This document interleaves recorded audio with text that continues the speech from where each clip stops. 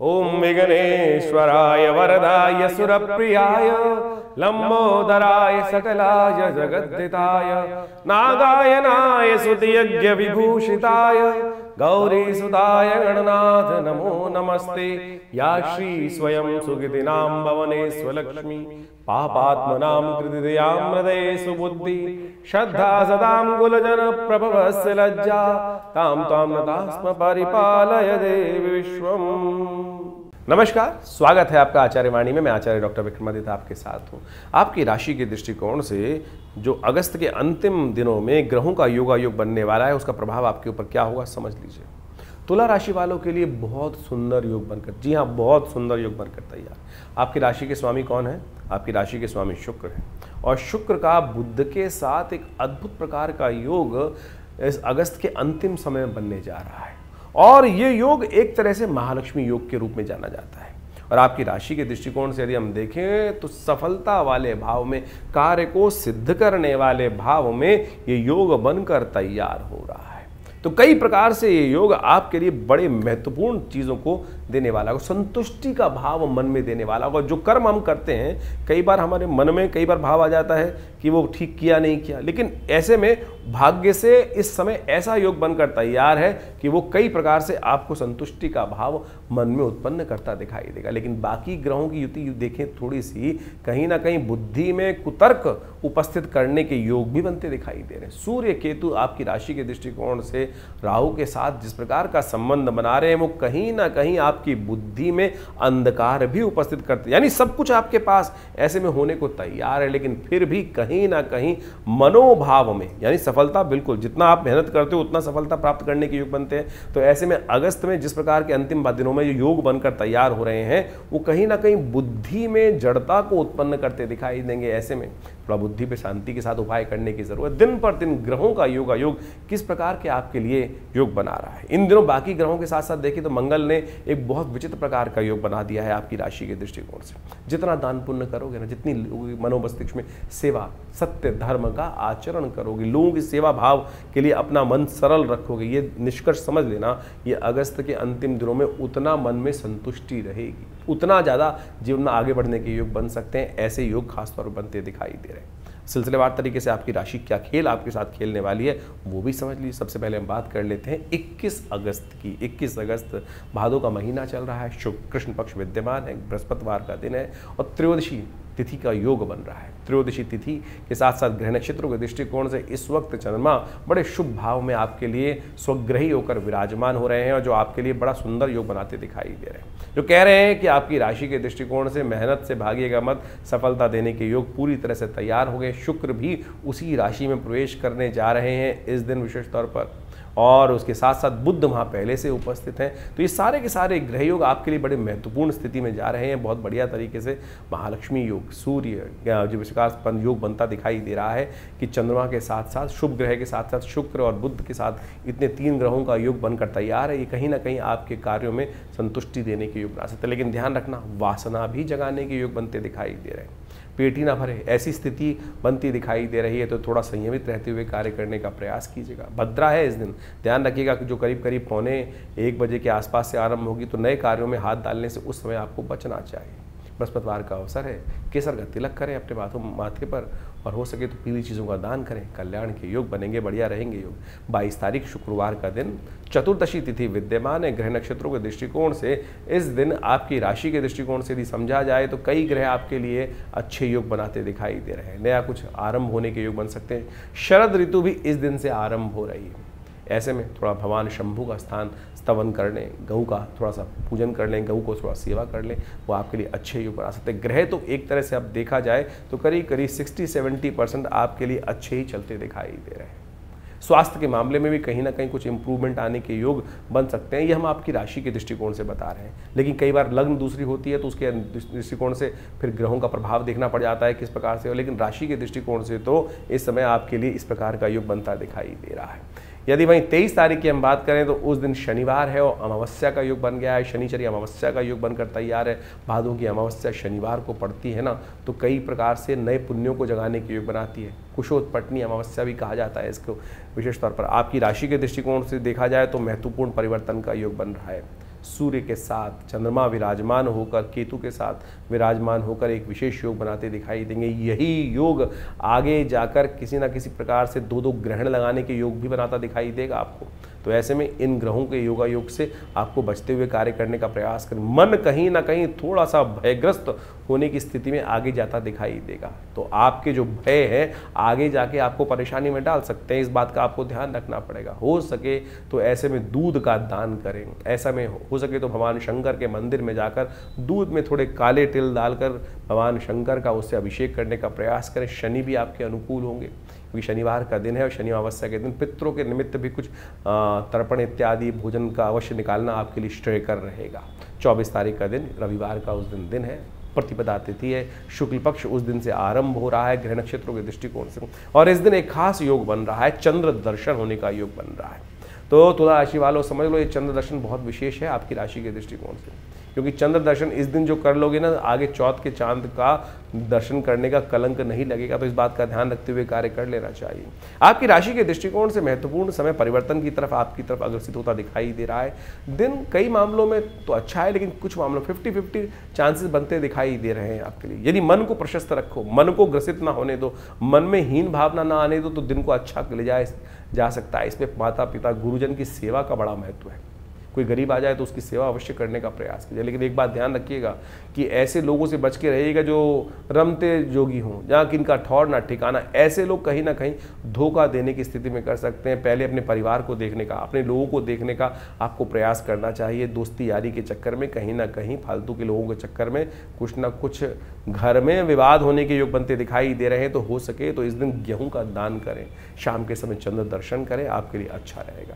25 तारीख का दिन सोमवार का दिन है, द्वितीया तिथि विद्यमान है, उदय तिथि के रूप में ग्रह परिवर्तन की तरफ जाते दिखाई दे रहे हैं। लेकिन ये परिवर्तन खास तौर पर तुला राशि वालों को समझ लेना चाहिए कि थोड़ा नुकसानदायक है। दिन आने वाले 2-3 दिन थोड़ा मनो मस्तिष्क में कुछ हल्का भाव रहता दिखाई दे रहा है। कहीं ना कहीं छोटी छोटी बातों पे मन में एंजाइटी बढ़ने के योग बन सकते हैं। कंट्रोल करें, विश्वास रखें, दृढ़ विश्वास रखें। सारे दिन एक से नहीं होते, कभी बादल भी आते हैं, कभी धूप भी निकलती है, कभी थोड़ा सा एटमॉस्फेरिक प्रेशर बढ़ जाता है तो ह्यूमिडिटी बढ़ जाती है। लेकिन उसके बाद ऋतु परिवर्तन की तरफ चली गई। शरद ऋतु का आगमन अब सूचना दे रहा है कि आगे बहुत जल्दी परिवर्तन का योग बनने वाला है। आपके ग्रह भी दिखा रहे हैं कि आज का दिन थोड़ा भारी हो सकता है, लेकिन आगे नई उम्मीद जागने के योग भी बनते दिखाई। सोमवार का अवसर है, हो सके तो एक काम करें, दूध का सफ़ेद चीज़ का दान कर दें।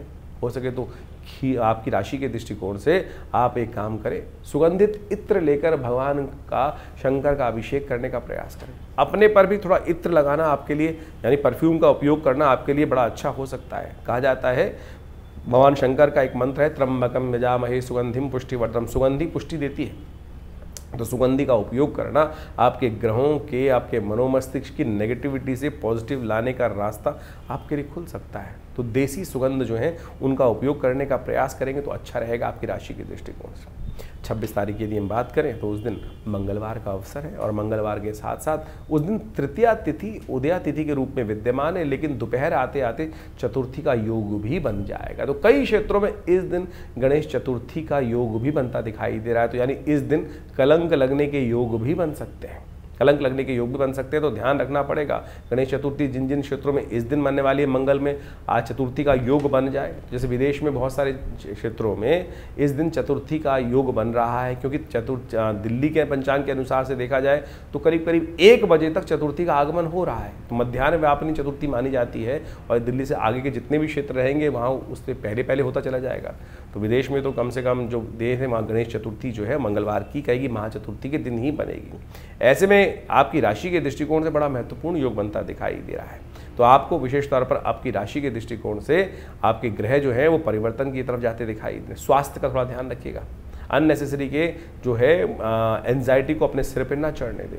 हो सके तो एक काम करने का प्रयास करें, चंदन का तिलक अपने माथे पे लगाने का प्रयास करें, हनुमान जी का सुंदर स्तवन करने का प्रयास करें। इस दिन वराह जयंती भी है, और साथ साथ अंगारक चौथ का योग भी बन रहा है। मंगल का जन्मदिवस भी है साथ साथ, और गणेश जी का जन्मदिवस भी पड़ रहा है। तो गणेश चतुर्थी भी कई क्षेत्रों में इस दिन जैसे कहा गया है ना पड़ेगी, तो सब प्रकार से कार्य करने का प्रयास। हमने विवेकानंद योगाश्रम में इस दिन विशेष कार्यक्रम रखा है, जो उस दिन गणेश चतुर्थी के साथ साथ भगवान का स्तवन भी रहेगा, गणेश जी का जन्मोत्सव मनाया जाएगा, और साथ साथ सुंदरकांड का पाठ भी रहेगा। मंगल ग्रह शांति महायज्ञ भी रहेगा। आप भी इसमें सम्मिलित होकर भगवान की सुंदर प्रार्थना कृपा प्राप्त करने का सुंदर योग बना सकते हैं। उस दिन भगवान का स्तवन करना सब प्रकार से कल्याणकारी योग बनेगा।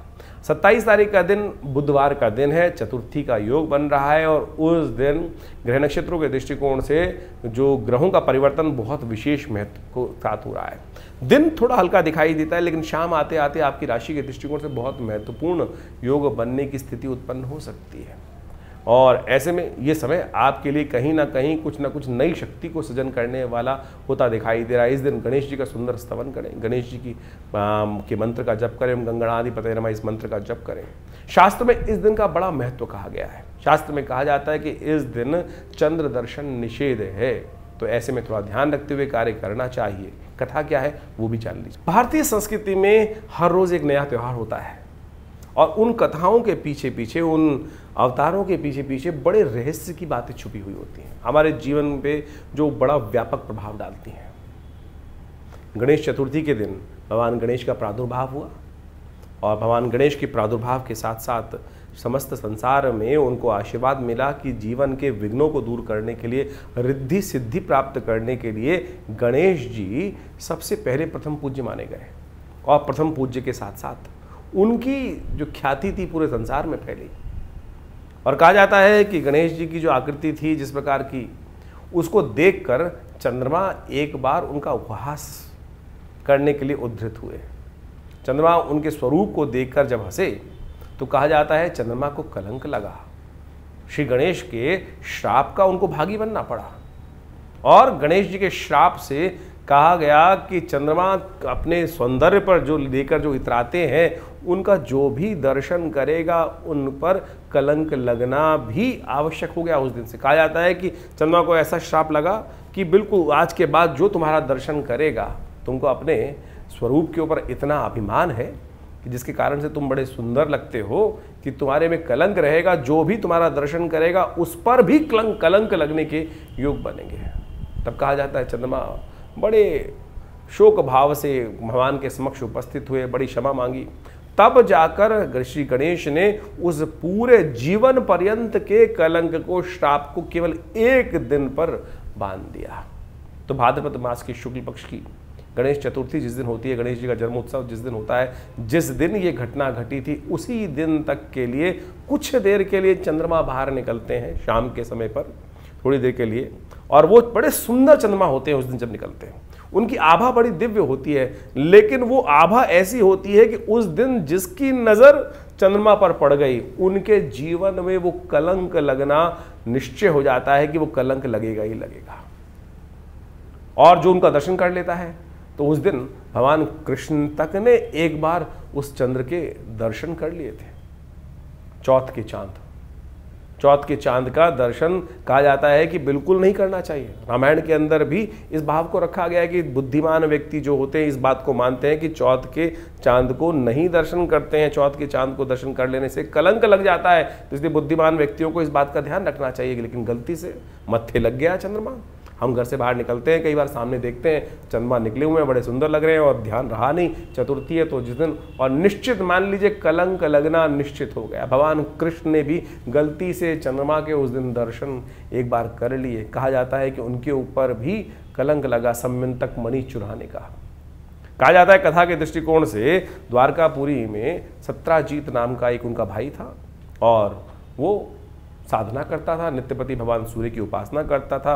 भगवान सूर्य की उपासना कर कर भगवान सूर्य को प्रसन्न किया और वो सम्यंतक मणि भगवान से प्राप्त करी। और कहा जाता है उस मणि का इतना प्रादुर्भाव था, इतना चमत्कार था कि वो नित्यपति स्वर्ण को देती थी और उस स्वर्ण को जिस प्रकार से प्राप्त होता था, जिसके पास भी वो मणि रहेगी वो स्वर्ण ही स्वर्ण में खेलता था। तो वो नित्यपति इस भाव को रखता था। लोगों ने कहा सत्राजीत को कि ये मणि तेरे लायक नहीं है, तुमको भगवान कृष्ण को दे देनी चाहिए, जिससे समाज के सुंदर कार्य हो सके, समाज में सुंदर लोगों की सहायता हो सके। लेकिन सत्राजीत अभिमान ग्रसित था। तो सत्राजीत ने उस जब सम्यंतक मणि को भगवान सूर्य से प्राप्त कर लिया तो कहा जाता है कि वो 8 पैर सोने को का निर्माण करती थी। लोगों ने कहा भगवान कृष्ण को ये मणि दे देनी चाहिए, तेरे लायक नहीं है। लेकिन वो अभिमान ग्रसित था, साधना से प्राप्त करी हुई उस निधि को कैसे किसी और को दे दे। उसने वो मणि जो थी अपने भाई प्रसेन एक दिन वो मणि पहनकर जंगल में चला गया। और जब वो प्रसेन जंगल में चला गया तो कहा जाता है कि वहाँ उसका युद्ध जामवंत से हुआ। जामवंत से युद्ध होने के बाद प्रसेन को जामवंत ने मार दिया। और जामवंत ने जब प्रसेन को मार दिया तो सत्राजीत वहाँ पहले से ही इस बात से भाव था उसको कि भगवान कृष्ण इस मणि को प्राप्त करना चाहते हैं, जबकि भगवान की कोई इच्छा नहीं थी। वो समाज की बात कर रहे थे। समाज में बहुत सारे लोगों ने इस बात को रखा था कि सत्राजीत ये मणि तेरे स्वरूप के अनुसार से नहीं है, इसको भगवान कृष्ण के पास ही होनी चाहिए। इस भाव को मन में रखकर, क्योंकि वो देव योग से घटना घट चुकी थी कि भगवान ने चंद्र का दर्शन कर लिया था, कलंक उन पर लगना था और वो कलंक लग गया सब पूरे राज्य के अंदर। इस बात को सत्राजीत ने आक्षेप किया भगवान, क्योंकि भगवान ने चुरा ली मेरी मणि। तो कहा जाता है कि भगवान इस आरोप से मुक्त होने के लिए जिस प्रकार से उनके चरणों को देखते हुए, प्रसेन के चरणों को देखते हुए जंगल में गए। जंगल में जाके देखा कि वो चरण जो हैं एक गुफा की तरफ जा रहे हैं और उस गुफा से एक प्रकाश सा बाहर निकल रहा है। भगवान ने जाके देखा कि उस प्रकाश के मणि से भालू के रीछ के कुछ बच्चे खेल रहे हैं।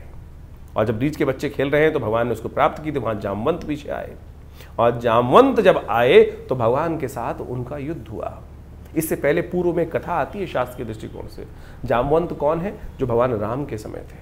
भगवान राम जब इस धरा से गए तो अपने साथ जितने भी अनुयायी थे, जितने भी उनके भक्त थे, सबको ले गए। जामवंत भी उनके एक भक्त थे, लेकिन वो भगवान के साथ नहीं गए। कहा जाता है इस संसार में कोई भी एक मनुष्य जब तक मन में रहे तब तक इसे निवृत्ति मोक्ष नहीं हो सकता। भगवान के साथ जाने का मतलब मोक्ष को प्राप्त करना था। जामवंत के मन में इच्छा थी कि कहीं ना कहीं भगवान के समक्ष रखी थी कि भगवान के साथ वो अपने शौर्य को प्रदर्शन करने के लिए युद्ध करना चाहते थे। तो भगवान ने कहा एक तो जामवंत जी आप बहुत बूढ़े हैं, फिर आपने हमारी सहायता करी है तो हम आपके साथ तो इस जन्म में तो युद्ध कर नहीं सकते। तो इसी कारण से कहा जाता है कि वो इतने लाख वर्ष इसी धरा पे रहे। और जब फिर भगवान कृष्ण का अवतरण हुआ तब भगवान कृष्ण के साथ उनका युद्ध हुआ। और युद्ध में 21 दिन तक लगातार युद्ध होने के बाद वो युद्ध में कहा जाता है कि जामवंत हारे। और वहाँ से भगवान ने मणि भी प्राप्त करी और जामवती को भी प्राप्त किया और उन दोनों को लेकर पुनः द्वारका पधारे और वो सत्राजीत को वापस करी और पूरी कथा सुनाई। कहा जाता है इस कथा को सुन लेने से वो जो कलंक होता है वो नहीं लगता है। तो इस बात को हमें ध्यान रखें। इसके साथ एक और बात बता देते हैं हम आपको, इस कथा के साथ साथ समझ लेनी चाहिए कि इससे पहले जो दूज का चांद निकलता है, जो इसी मास में शुक्ल पक्ष का आरंभ जब होता है उस दिन दूज के दिन भी चांद निकलता है। कहा जाता है इसीलिए भारतीय संस्कृति में परंपरा बनी कि दूज का चांद अवश्य देखना चाहिए। जो दूज का चांद को देखकर माता पिता गुरुजन का आशीर्वाद लेता है, गौ पूजन करता है, उसके जीवन में कभी कोई कलंक नहीं लगता। तो इससे पहले भाद्रपद मास में जो चांद दूज को दिखाई देगा, यदि उसका भी दर्शन शाम के समय कर लेंगे तो फिर गलती से यदि चंद्रमा चौथ का चांद आपके माथे लग भी गया तब भी उसका कलंक आपके मनोमस्तिष्क को परेशान नहीं करेगा। आपकी कीर्ति पर कलंकित नहीं करने का आरोप, जो कलंक करने का आरोप लगता है वो नहीं लगेगा। ये शास्त्र में अद्भुत चीज़ है। ये नहीं कि एक चीज़ का रास्ता नहीं है। तो आप समझे इन वर्ण कथाओं के माध्यम से हमारे जीवन में जो घटनाएं घटती हैं उनको भी। अब इस बात को एक और समझें, ज्योतिष के दृष्टिकोण से कहाँ महत्वपूर्ण बात आती है कि ज्योतिष के दृष्टिकोण से अब ये तो कर्म के अनुसार से भाग्य बन गया ना। आपकी जन्मपत्री में तो कहीं नहीं लिखा था कि आप इस प्रकार का दर्शन कर लोगे फिर आपका कलंक लग जाएगा जीवन में। ये तो आपके जीवन में कर्म के द्वारा किया गया प्रभाव आपके जीवन में उपस्थित होता है। यानी आपकी जन्मपत्री के अलावा जन्मपत्री जो बनी वो तो आपके पूर्व अर्जित कर्मा के अनुसार से आपके जन्म के समय का एक चार्ट बनकर आया, लेकिन उसके बाद जितना आप आगे चलते जाएंगे तो आपके जीवन के घटनाक्रम जिस प्रकार से चल रहे हैं, जैसा आप कर्म कर रहे हैं उसके अनुसार से आपके भाग्य बन रहे हैं। बहुत सारे लोग इस बारे में एक प्रश्न भी कर लेते हैं कई बार। ये समझने की आवश्यकता है कि क्या हम पूर्व अर्जित कर्मों के अनुसार से ही जीवन को आगे व्यतीत करते हैं? नहीं भाई, आप उसके साथ साथ अपने प्रत्यक्ष कर्म के द्वारा भी अपने पूर्व अर्जित कर्मों को बढ़ा सकते हैं, घटा सकते हैं। दुष्कर्मों को घटा सकते हैं पुण्यों के द्वारा। जो आप यज्ञ इत्यादि, दान इत्यादि, पुण्य इत्यादि, उपाय इत्यादि विभिन्न प्रकार से करते हैं वो यही तो है। इसी के द्वारा तो पूर्व जन्म में, पूर्व समय में किए गए दुष्कर्मों का प्रायश्चित कर उसका घटन किया जाता है, उसको हटाया जाता है। तो तो यानी जो कर्म प्रधान विश्व रच राखा, ये भाव जो रखा गया है, यानी अब जो कर्म हो गया, मनसा वाचा कर्म, 3 प्रकार के कर्म शास्त्र में वर्णित है, उनको हो जाने से जीवन में जो प्रभाव उसका उत्पन्न होता है उसको घटाया बढ़ाया जा सकता है। जी हाँ, इस घटना के माध्यम से केवल घटना मत समझें, केवल एक कथा को ना समझें, इसका सारांश को समझने की आवश्यकता है कि क्या प्रभाव आपके जीवन में ग्रहों का पड़ रहा है। तो आप किसी भी प्रकार से यदि कोई गलती हो भी गई तो उसका प्रायश्चित करने के विभिन्न मार्ग शास्त्र में जगह जगह वर्णित किए गए हैं। तो इस कथा के माध्यम से हम समझें। तो इस दिन भगवान का स्तवन करें, श्री गणेश का स्तवन करें। अब जो कर्म हो गया, अब चंद्रमा के द्वारा भी तो गलत कर्म हुआ, वो चाहते तो नहीं थे, लेकिन क्या हुआ, सामने एक ऐसी स्थिति बनकर आ गई, भगवान शंकर के पुत्र के ऊपर हाथी का चिन्ह लग गया। तो कोई भी व्यक्ति जब कुछ ऐसी प्रकार से एक अजीब चीज़ देखता है तो उपहास उठाने का एक स्वाभाविक प्रयास करता है। वो उपहास का जो उपहास यानी हास मजाक करने का कितना दुष्प्रभाव हुआ कि चंद्रमा पर जीवन पर्यंत का कलंक लग गया। लेकिन फिर उन्होंने पश्चाताप किया, भगवान के समक्ष क्षमा मांगी, तो उस क्षमा मांग के 365 दिन पूरे जीवन का कलंक हटाकर केवल 2 आधे घंटे के लिए उस कलंक को बांध दिया गया। चल इतनी देर के लिए तेरे को प्रायश्चित इतनी देर तो करना ही पड़ेगा, इतना तूने जो किया। तो यानी जिस प्रकार के भी ये कर्म करते हैं, लेकिन सबसे पहले हम समझें कि हमारी गलत हुआ, उसको ठीक करने का मार्ग अवश्य बनाने का प्रयास करें। इन कथाओं के माध्यम से ज्योतिष के साथ हम कई बार एक कथा सुनाते हैं, तो इस बात को हमें समझना चाहिए कि इन सब का महत्व ज्योतिष के साथ है। ज्योतिष बिना पुराण के अनुसार से नहीं समझी जा सकती। ज्योतिष केवल ग्रहों का खेल नहीं है, ग्रहों को जानने के साथ साथ उनके द्वारा किए गए जो प्रभाव हैं, अच्छे या बुरे, बुरे हैं तो उनको निष्क्रिय कैसे करना है, उनका जो माध्य निकलना है, रास्ता निकलना है, वो इन जो वैदिक शास्त्र है उनके अनुसार ही निकलना है। तो हमने इस बात को आपके समक्ष इसी कार्यक्रम में इसलिए रखने का सोचा कि आपको पूरा सार समझाने का प्रयास, छोटे रूप में नहीं समझ सकते हैं तो आप किसी प्रकार की भी जीवन में चिंता करना छोड़ें। सबसे पहले तो अरे कुछ ये प्रभाव हो गया, बहुत सारे लोग सिर पकड़ के बैठ जाते हैं कि मेरी तो 7.5 ही चल रही है, मेरा तो ये चल रहा है, मेरा तो वो चल रहा है। अरे चलना है तो चलने दीजिए ना, उसका हम ठीक करने का रास्ता भगवान की प्रार्थना से, उन उपायों से सही मार्ग पर चलकर प्राप्त करने का प्रयास करें। बहुत सारे लोग बड़े विचित्र होते हैं, लाखों रुपए खर्च करने को तैयार है कि मैं इसको कर देता हूँ, ऐसा कर देता हूँ, ये पंडित जी मेरे लिए ये जब कर देंगे, ऐसा कर देंगे, वो कर देंगे। क्या? अरे आपके स्वयं करने से होने वाला है। मैं ये पहन लेता हूँ, कोई अंगूठी पहन रहा है, कोई कुछ कर रहा है, कोई कुछ कर रहा है। कर्म मन से सोचने से, कर्म को सही मार्ग पे करने से तब जाकर कष्टों से निवृत्ति का मार्ग बनेगा। इसको सैद्धांतिक तौर पर आपको अच्छे से समझ लेना चाहिए। आपका स्वयं का समर्पण चाहिए, तब जाकर भगवान की कृपा आपके जीवन में प्राप्त होगी। तो ये सुंदर रूप से गणेश जी का जो जन्म की कथा है ये बड़ी अद्भुत है, और हमने इस दिन विशेष तौर पर भगवान की प्रार्थना करने के लिए आश्रम में बड़े विशेष कार्यक्रम रखे हैं।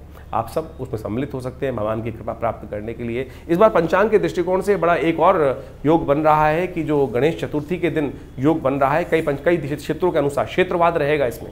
जिन जिन क्षेत्रों में जैसे चतुर्थी 2 दिन की पड़ रही है इस बार, पूरे विश्व के दृष्टिकोण से देखा जाए तो जहां मध्यकालीन चतुर्थी जिस समय पर आ रही है, जैसे यदि हम बहुत सारे विदेश में देखें, भारत से आगे जाके देखेंगे तो वो मंगलवार के दिन ही चतुर्थी का योग पड़ रहा है जो वहाँ रहेगा, तो वहाँ महाचतुर्थी का योग बन गया। यानी गणेश चतुर्थी के दिन मंगलवार के दिन रहेगी तो महाचतुर्थी का योग बन जाएगा। तो ऐसे में मध्याह्न व्यापनी दोपहर के समय जहाँ चतुर्थी जिस समय पड़ रही है वहाँ गणेश चतुर्थी मानी जाएगी। और कलंक 14 जो चौथ है वो भी पत्थर चौथ जो है वो उसी दिन बनेगी। इसका एक नाम पत्थर चौथ भी है।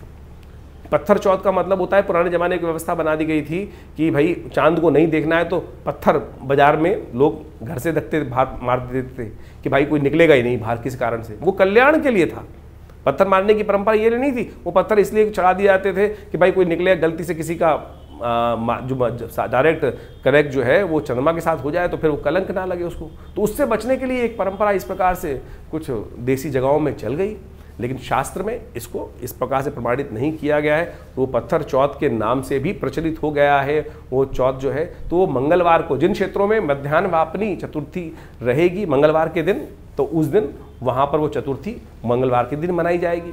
और जिन जिन क्षेत्रों में रहेगी तो मंगलवार के साथ साथ बुधवार के दिन है तो वो बुधवार के दिन चतुर्थी मना रहे हैं।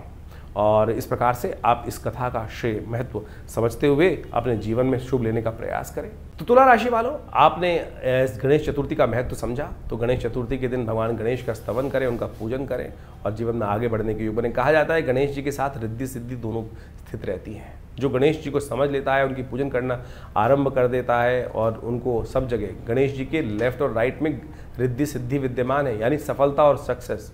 जो गणेश जी की प्रार्थना करेगा नेचुरल वे में उनके साथ रिद्धि और सिद्धि प्राप्त करने के योग, प्रॉस्पेरिटी और सक्सेस उनके जीवन में अवश्य उनको मिलने के योग बना लेंगी। 28 तारीख बृहस्पतिवार का दिन, पंचमी तिथि विद्यमान है और ग्रह नक्षत्रों के दृष्टिकोण से ग्रह नई हिम्मत के साथ, नए शक्ति के साथ सूर्य उदय होकर आने वाले 2-3 दिन में आपके लिए महत्वपूर्ण योग बनाते दिखाई देंगे। गजकेसरी योग बनकर तैयार हो गया है। आपकी मेहनत, जो पहले हल्के से कुछ कष्ट में चल रहे थे दिन, अब वो दिन बदल गए। आने वाले समय में बहुत सुंदर तौर इस तरीके से नया विश्वास आपके अंदर जागता दिखाई देगा। उसका लाभ आपको प्राप्त करने के योग आने वाले 4-5 दिनों में बहुत सुंदर ग्रह बनते दिखाई दे रहे हैं। इस दिन ऋषि पंचमी है, रवि योग साथ में विद्यमान, नए कार्य आरंभ करने के लिए पूरी तरह से दिन अच्छा दिखाई देता है। कहा जाता है सप्त ऋषियों का इस दिन पूजन अवश्य करना चाहिए। जमदग्नि इत्यादि समस्त, कश्यप इत्यादि ऋषि, अत्रि इत्यादि, वशिष्ठ, इन समस्त ऋषियों का पूजन कर कर, उनका तर्पण कर कर, उनके आशीर्वाद से जीवन में आगे बढ़ने का हमको प्रयास करना चाहिए। हम उन्हीं ऋषियों की संतान हैं, हमारे गोत्र उन ऋषियों के ऊपर ही हैं, तो उन ऋषियों को, अपने पूर्वज को का समस्त रूप से उस दिन पूजन, उनके लिए तर्पण इत्यादि अवश्य करने का हमको प्रयास करना चाहिए। 29 तारीख शुक्रवार का अवसर, षष्ठी तिथि विद्यमान है और इस दिन ग्रह नक्षत्रों के दृष्टिकोण से जो सूर्य का चंद्रमा का योग जो आपके लिए बनता दिखाई दे रहा है, बृहस्पति पूर्ण दृष्टि पर चंद्रमा पर डालते दिखाई दे रहे हैं और ये आपके कर्म कामों में आगे बढ़ने के लिए सफलता का रास्ता, सफलता का मार्ग आपके लिए प्रशस्त करते दिखाई दे रहे हैं। ग्रहों के दृष्टिकोण से ये समय आपके लिए बहुत अच्छा दिखाई देता है।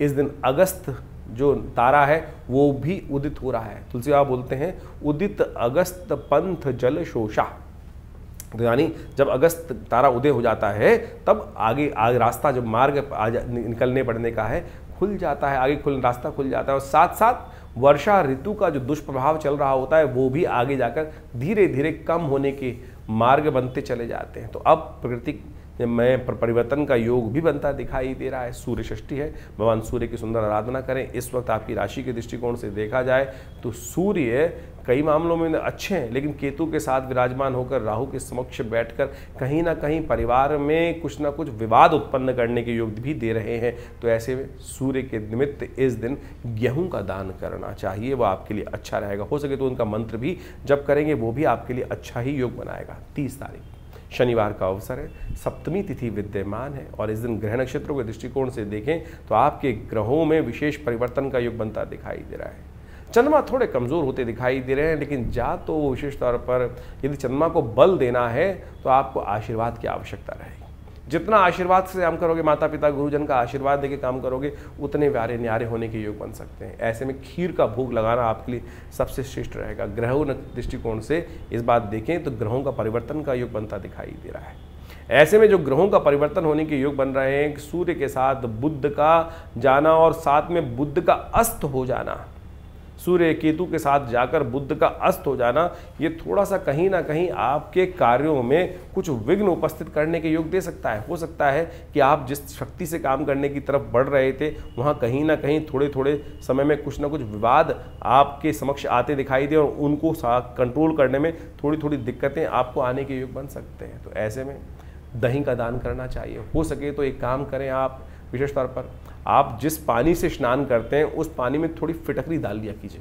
थोड़ी फिटकरी का उपयोग करने से इस बुध में जो कमजोरी है वो थोड़ी थोड़ी ठीक होने के योग बन जाएगी। और बुध जैसे कुछ आप नहा रहे हैं उसमें एक हल्की सी फिटकरी का पानी जो है बाल्टी में हल्का सा डाल दिया तो उससे बुध का उपचार होने के योग बन जाएंगे। एक बात और ध्यान रखिएगा, सबसे बड़ी बात, बुध जब अस्त हो जाए तो मुख से बहुत नेगेटिव कुंडली में हो तो वाणी का जो व्यापार है, वाणी का जो प्रहार है वो नेगेटिव हो जाता है। जितनी मुख से अपशब्द निकलेंगे, वाणी से गलत बात निकलेंगी, उतना नेगेटिव प्रभाव आपके जीवन में ये ग्रह उत्पन्न करने का योग दे देगा। तो ध्यान रखना, बुध के प्रभाव को शुभ करने के लिए ऐसे में आवश्यकता होगी कि बुध का मंत्र जप करें। कई बार हम बहुत सारे उपाय बताते हैं, तो क्या होता है कि कई बार उपाय करने का लोग तो प्रयास करते हैं, लेकिन क्या होता है बहुत सारे कई बार कुछ नग पहनना है, कुछ पहनना है। हमने एक बहुत सुंदर उपाय किया कि बुध के मंत्र का श्रवण करें, मनसा वाचा कर्मणा, मन से करें, ओम ब्रांग ब्रींग ब्रोंग से बुधाय नमः। आप एक काम करें, हमने अपने चैनल के माध्यम से अब एक रास्ता बना दिया है कि हमारे चैनल पर बुद्ध के मंत्र को लगातार जप कर कर 108 बार हमने जप करके वो व्यवस्था बना दी है। तो आप हमारे चैनल के डिस्क्रिप्शन बॉक्स में जाकर या कमेंट बॉक्स में जाकर अगर आपको नहीं मिलता है तो लिख दीजिए कि बुद्ध के मंत्र का हमें लिंक दे दीजिए, हम आपको दे देंगे वो लिंक। और उस मंत्र को नित्य प्रति आप कुछ देर के लिए अपने वीडियो पे चला दीजिए, 108 बार वो जप होगा, आपके मन भी वहाँ लगेगा और बहुत बढ़िया तरीके से बुद्ध का तमाम चीज़ों को ठीक करने, हिंग लगे ना फिटकरी, ना कोई पैसा खर्च होगा ना कुछ होगा, लेकिन वो बुद्ध का नेगेटिव प्रभाव जो अभी कुछ दिन तक आपकी राशि में बनने वाला है उससे बचने का रास्ता आपके लिए खोल देगा। तो इस बात को अच्छे से समझ लीजिए, कर लीजिए। 31 तारीख का दिन रविवार है, तुला राशि वालों के लिए बड़े महत्वपूर्ण दिन आरंभ हो रहे हैं। आपकी शुक्र प्रधान राशि है और शुक्र प्रधान राशि ऐश्वर्य की राशि मानी जाती है। शुक्र इन दिनों आपकी राशि के दृष्टिकोण से बहुत विचित्र प्रकार का योग बनाकर तैयार होकर बैठ गए हैं। ये कई प्रकार की भूख जगाते दिखाई दे रहे हैं। कई समय से आपके नए नए लिंक्स को डेवलप करने का रास्ता, नए नए लोगों से संपर्क साधने का रास्ता भी खुलते दिखाई दे रहे हैं। लेकिन यहाँ आपके साथ इन दिनों कई प्रकार की चीज़ें भी नई नई होती दिखाई देंगी। तो जो लोग नए हैं, यंग हैं, कुछ एंथुजाज्म में है, जो नई एनर्जी से साथ में है, उनको थोड़ी अपनी काम शक्ति को कंट्रोल भी करने का प्रयास करना चाहिए। वो आपका इस बात का ध्यान रखते हुए कार्य करें, नहीं तो कई मामलों में कलंक लगने के योग भी बनते दिखाई दे रहे हैं। इस दिन से महालक्ष्मी व्रत आरंभ हो रहे हैं, इस दिन राधाष्टमी भी है और साथ साथ दुर्वाष्टमी भी इस दिन पड़ रही है। तो इस दिन भगवती राधा जी का सुंदर स्तवन करें। कहा जाता है ना कि राधे राधे जपो चले आएंगे बिहारी। तो भगवती का सुंदर स्वरूप इस राधा नाम का श्रवण कर लेने से जीवन के समस्त कष्ट दूर होने के योग बन जाते हैं। भक्ति भाव से भगवती की आराधना करने का प्रयास करें। इस दिन भगवती दुर्गा को दूर्वा चढ़ाए। वैसे तो शास्त्र में निषेध है कि जो दूर्वा अंकुर है वो दुर्गा जी को नहीं चढ़ते, लेकिन इस दिन भाद्रपद मास की अष्टमी के दिन दूर्वा के 2 अंकुर भगवती को अवश्य चढ़ाने चाहिए। और इससे कहा जाता है कि रोग दोष के बहुत सारी समस्याएं दूर होने के योग बन जाते हैं। और सबसे बड़ी बात, महालक्ष्मी के व्रत आरंभ हो रहे हैं। इस दिन महालक्ष्मी का सुंदर व्रत आप करने का प्रयास करें। महालक्ष्मी का व्रत करके आप अपने बहुत से कष्टों को दूर करने के योग बना सकते हैं। महालक्ष्मी की पूर्ण व्रत की विधि हम आपको बताने जा रहे हैं, समझ लीजिए, कर लीजिए। ये वर्ष में जो दिन आते हैं 16 दिन खासतौर पर बहुत महत्वपूर्ण है, कर लेंगे तो कल्याण का योग बन जाएगा। तो अभी आपने नित्यपति राशि का फल समझने का प्रयास किया और अब आप समझें कि सबसे महत्वपूर्ण जो इस पूरे के पूरे अगस्त के अंदर एक तिथि पड़ रही है वो है महालक्ष्मी व्रत की। इस संसार में समस्त कार्य करने के लिए महालक्ष्मी कृपा चाहिए और महालक्ष्मी को प्रसन्न करने के रास्ते शास्त्र में अनेक विद्यमान हैं। लोग परंपरागत महालक्ष्मी के व्रत रखते ही हैं, लेकिन महालक्ष्मी के व्रत किस प्रकार से किए जाएं, शास्त्र में उसके ऊपर अनेक कथानक, अनेक जो प्रकार हैं, उनकी पूजाओं की पद्धतियां हैं, वो विकसित की गई हैं।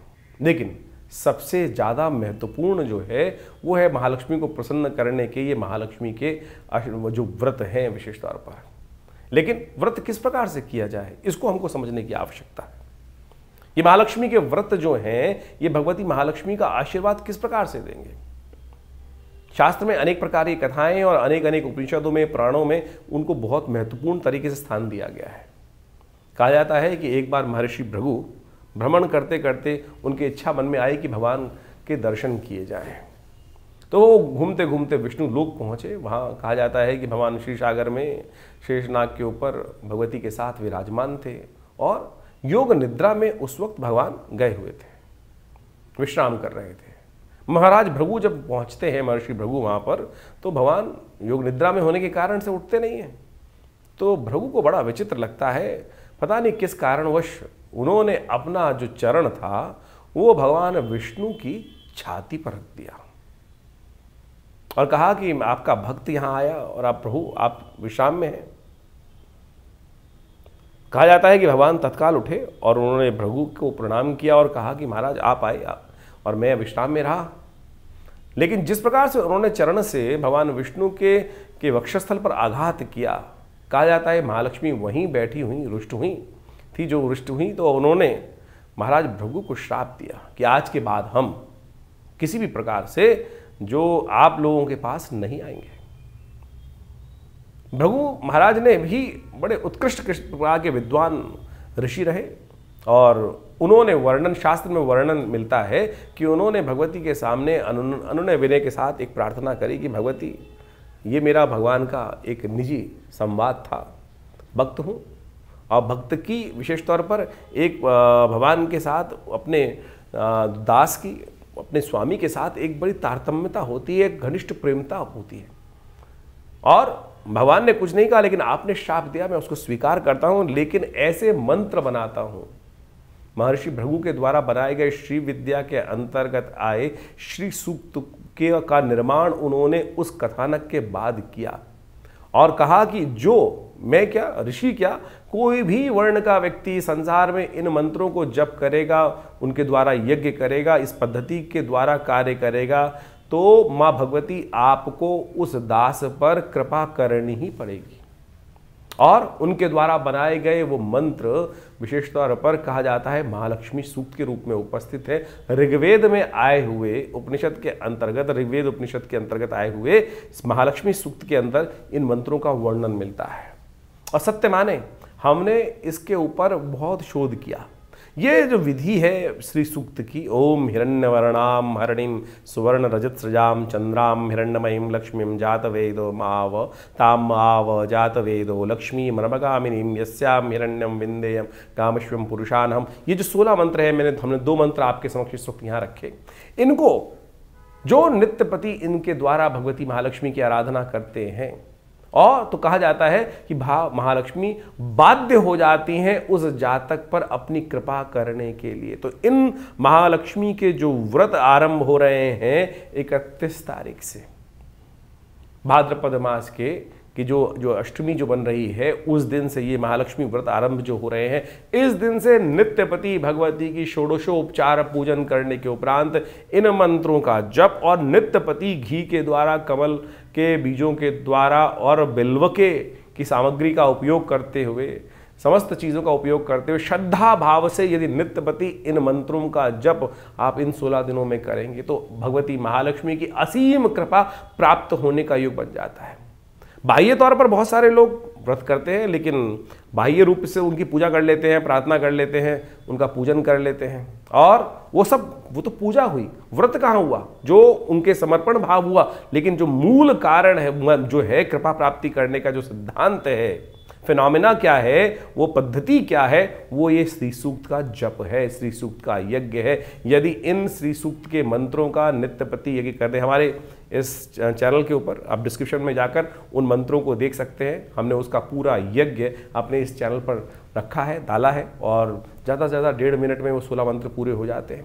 और नित्यपति यदि उनका 108 बार श्रवण, उसका स्तवन आप करना शुरू कर दें, तो भगवती महालक्ष्मी की कृपा प्राप्त करने का जो चाहो, जैसा चाहो वैसा होने के योग, चमत्कार एक नहीं हजारों बार हमने देखा। हम भी संसार में रहते हैं, और जो व्यवस्था अब चलती है, भगवती कृपा से अद्भुत रूप से वो कृपा प्राप्ति के योग बन सकते हैं। तो आप कैसे भी जीवन में दुर्भाग्य के योग बने हुए हों और ग्रहों का अशुभ प्रभाव हो, वो मंत्र वो शक्ति है कि मंत्र जो है वो देवताओं को बाध्य कर देते हैं आप पर कृपा करने के लिए, ग्रहों के दुष्प्रभाव को एक तरफ कर देते हैं। यदि इन शास्त्रोक्त विधि के अनुसार से, हमारी भारतीय संस्कृति ऐसी चमत्कारिक संस्कृति है कि जो योग साथ साथ क्या है कि जो बिल्कुल पद्धतिबद्ध युक्त है कि अगर आप पूर्ण इस श्रद्धा के अनुसार से, विश्वास के अनुसार से इस मार्ग पर चलोगे, तो उस गंतव्य के निष्कर्ष पर, अंतिम लक्ष्य को प्राप्त करने का रास्ता बनेगा ही, उसमें कोई दो राय हो ही नहीं सकती हैं।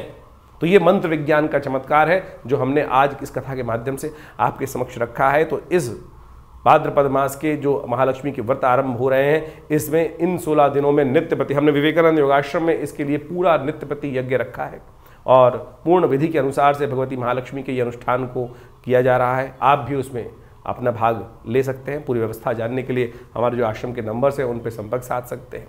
आपके कैसे भी ग्रह योग हों, कोई बड़ा का कार्य हो, हमने जितनी बार भी, जिसके लिए भी, जब भी, अपने लिए भी, जैसे जब आवश्यकता के अनुसार से करते हैं, तो भगवती के ये मंत्र चमत्कार दिखाते हैं। और ये बाण वो बाण है कि लक्ष्य भेद कर ही आता है और लक्ष्य की पूर्ति की तरफ ही काम करता है।